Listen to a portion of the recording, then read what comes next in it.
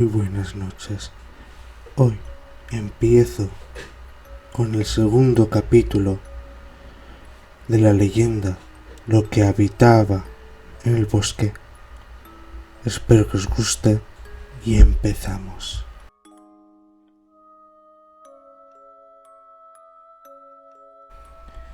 Samuel Henry Volovich era un hombre serio y dedicado a la cacería.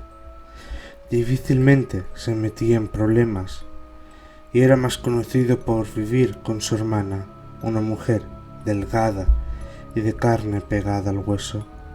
Los más morbosos pensaban que había algo más de afinidad sanguínea entre ellos.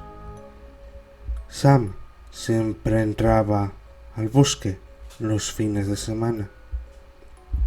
Cazaba liebres que después utilizaría para su consumo.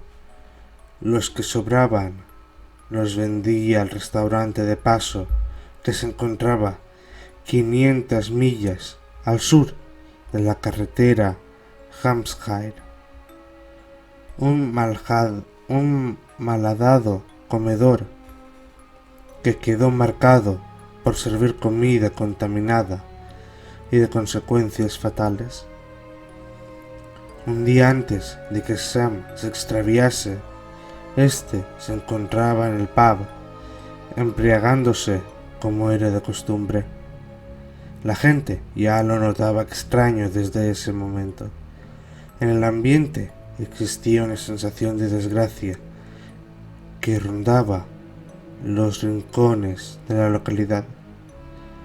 Los pobladores se encerraban en sus casas de madera y de techos de láminas semipicados. Empezaban a marcar sus puertas con cruces rojas y de pronto todos estaban rezando en lenguas en latín de difícil pronunciación. Había miedo. En el imaginario colectivo se creía que las podridas almas de las brujas aún rondaban el bosque y que de vez en cuando visitaban a la comunidad, buscando llevarse los espíritus de los más pequeños. La mayoría lo creía, nosotros no. Creo que tampoco Sam. Cuando Samuel entró al bosque, la mayoría de los habitantes de la comunidad estaban aglomerados en la plaza central de Baker Hills. El líder comunal hacía honores a los muertos que 20 años atrás había dejado la otoñal brisa que trajo de octubre consigo, en un hecho sin precedentes y que dejó severamente lastimada a la población de Hills. El único doctor de la comunidad, Vincent Santos, atribuyó este fenómeno a los tóxicos de una vieja planta herbolaria que se mezcló en el oxígeno y que fue inhalada por un gran número de pobladores, siendo los más afectados el sector juvenil e infantil de la zona. Con el paso de los años, el número de víctimas se redujo notablemente. Sin embargo, se podía apreciar a los vecinos de Hills utilizar cubrebocas en vísperas de Samhain. Pocos fueron los testigos que observaron a Sam dirigirse al bosque.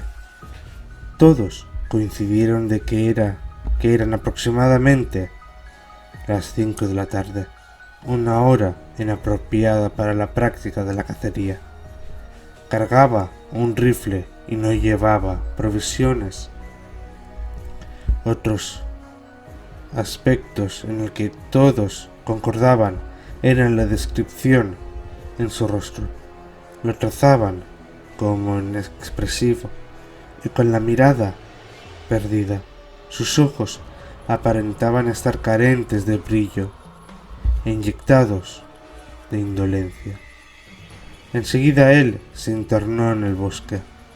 El cielo se empezó a caer a pedazos. Una torrencial lluvia azotaba solo el bosque. En la comunidad apenas caían briznas del aguacero. Gente que vivía a las orillas del bosque aseguró escuchar gruñidos de bestias rabiosas que provenían de las entrañas de las arboledas. Los maderos de los troncos crujían y el viento soplaba tan fuerte que casi murmuraba lamentos. Mucha gente olvidó eso o simplemente evitan traerlo de vuelta. Se formaron grupos de rescate cuando Sam dejó de surtir al restaurante. Cuadrillas cobardes iban solo en la mañana en busca de pistas que dieran con él, vivo o muerto. Una semana completa se le dedicó sin éxito. Se le dejó de buscar cuando el grupo de hombres llegó a la zona límite, la parte prohibida del bosque, misma que se encuentra cercada con varias líneas de alambre, de púas y letreros preventivos. Encontraron su rifle de cacería muy cerca de la recta divisoria. No había descargado un solo tiro. El pequeño colectivo sabía que ya nada se podía hacer, que la suerte de Sam estaba echada. Nadie que hubiera atravesado el alambrado de púas que divide al bosque había sido visto de vuelta. Los desalentados rescatistas tomaron el rifle y se encaminaron de vuelta a la comunidad. Los 4 sujetos comentarían después que se sintieron observados una vez que dieron la espalda a la zona prohibida. Ninguno de ellos tuvo el valor de voltear. Aseguraban sentirse desamparados y aterrados. Caminaban con la mirada clavada en el camino. Más de uno creyó haber escuchado siseos inentendibles de la voz de Sam. Una vez fuera del bosque, se dirigieron a la humilde morada del cazador, quienes con gran pena entregaron el rifle a su hermana. La destrozada mujer ya sospechaba el terrible desenlace. Colocaron el arma sobre la mesa y se retiraron afligidos. Metros más adelante, los hombres escucharon una detonación. La hermana del cazador se había volado a la cabeza. Su cráneo estaba esparcido en el techo de lámina de la paupérrima vivienda. Desde ese instante, todos guardamos silencio respecto a los hechos desgraciados. Solo rumores que se perdían en el viento llegaban a oídos de los habitantes de la comunidad. A partir de ese día, la gente se volvió más temerosa. Adoptaron una postura fanatizada, hacían misas y rituales extraños para mantener alejados a los supuestos espíritus del bosque. Cualquier manifestación rara, pero posible explicación, se convertía en un suceso sospechoso de magia negra. Comenzaron a tornarse violentos con aquellos que contrariaban sus ideas. Aunque cierto es que en los años próximos no hubo eventos que pudieran considerarse propios de la hechicería, y el bosque fue considerado por completo como una zona restringida. Gente que nos dedicábamos a la cacería y excursión éramos vistos con malos ojos. Se nos señalaba de provocadores, pero jamás se metían físicamente con nosotros. Teníamos una convivencia que rayaba en lo adecuado, pues fuimos los únicos que trabajábamos y manteníamos a flote la comunidad. Un sector conservador había dejado de laborar para dedicarse a cuidar a la congregación de las fuerzas provenientes de la espesura de los bosques. Era una especie de trato entre las dos corrientes ideológicas de la comunidad. Pasaron 7 años y nadie hablaba en público de los sucesos que propiciaron los cambios en la zona, hasta que un día en que rancios fantasmas del pasado volvían a anidarse en las mentes de los moradores y viejas interrogantes sin respuestas volvían a ser preguntadas a los habitantes. Un grupo de infantes que jugaba a asustarse con la historia de las brujas de Hills llegó a trompicones a mi morada. Uno de ellos me contó trastabilladamente que vieron una sombra escondida entre los árboles del bosque, del otro lado de la carretera de Hemshire, y que esta sombra les hablaba, les hacía señas con las manos para que se acercaran a él, invitándolos a entrar al bosque. Los despavoridos niños corrieron atropelladamente en dirección contraria a la funesta figura, dejando a uno de ellos atrás. Hasta poco antes de encontrar mi casa, notaron la ausencia de éste. Entre sollozos pedían mi ayuda para volver por él. Sin dudarlo, seguí a los críos hacia el punto en los que vieron la misteriosa imagen del otro lado de la carretera. Debo confesar que los espacios que se formaban entre los troncos de los árboles formaban una obscuridad inmensamente profunda y abismal. Mi vista se sumergía en esa lobreguez que parecía llamarme con siseos inestables y confusos. Nunca estuve seguro si lo imaginé o si los demás niños lo escucharon también. Quiero pensar que eran los lamentos y gritos de auxilio del pequeño Adam Clayton, quien desapareció esa tarde de abril de 1880, cuando intentaba escapar junto a sus amigos de la terrible visión que escondía el bosque. Esa tarde la comunidad se puso alerta. Solo los familiares y amigos de Aidan se internaron en el bosque para buscarle. Conocí al padre del pequeño muy bien, un hombre dueño de la única refaccionaría del lugar, y mejor conocido en la localidad por haber golpeado a un representante del sector conservador de la comunidad. Estuve renuente a ir. Creo que tenía temor y no estaba del todo seguro que mi mujer tenía meses de embarazo del pequeño Anthony. Me apoyaba en mi decisión de no unirme a los grupos de búsqueda, pero un sentimiento de empatía por Richard Clayton, el padre de Adam, nos embargó. Sería nuestra próxima paternidad y entender el horror que significaría perder a un hijo, lo que me hizo ponerme las botas y cargar mi rifle.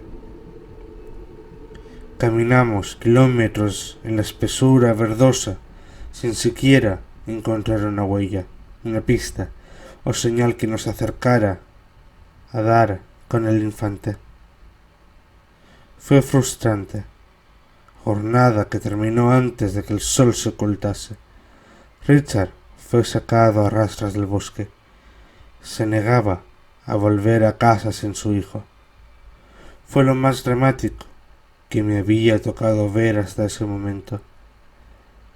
El día siguiente me levanté sumamente tarde. Una noche de pesadillas incesantes robaron mi descanso. Soñé con el desconsolado Richard.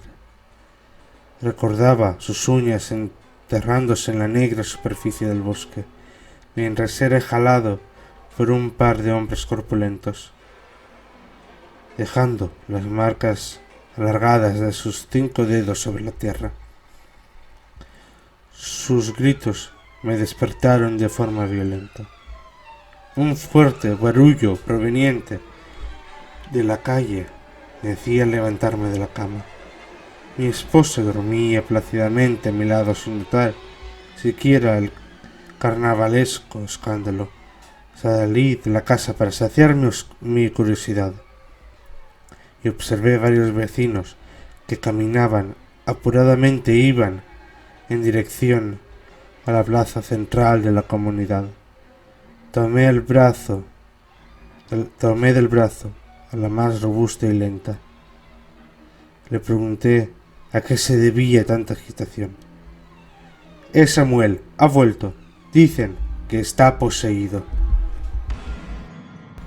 Muchas gracias. Y hasta la próxima. Espero que os guste. Les ha hablado su amigo Evilmind. A la próxima. Nos vemos.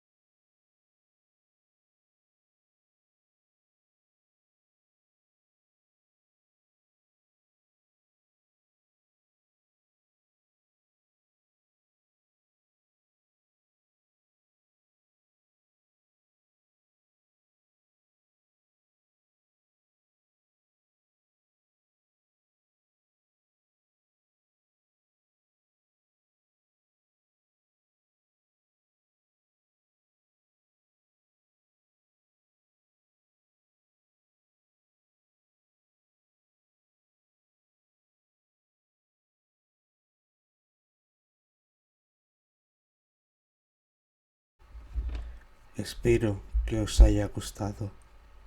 Nos ha hablado su amigo Evilmind. Y aquí os envío otra historia de terror. Hasta la próxima.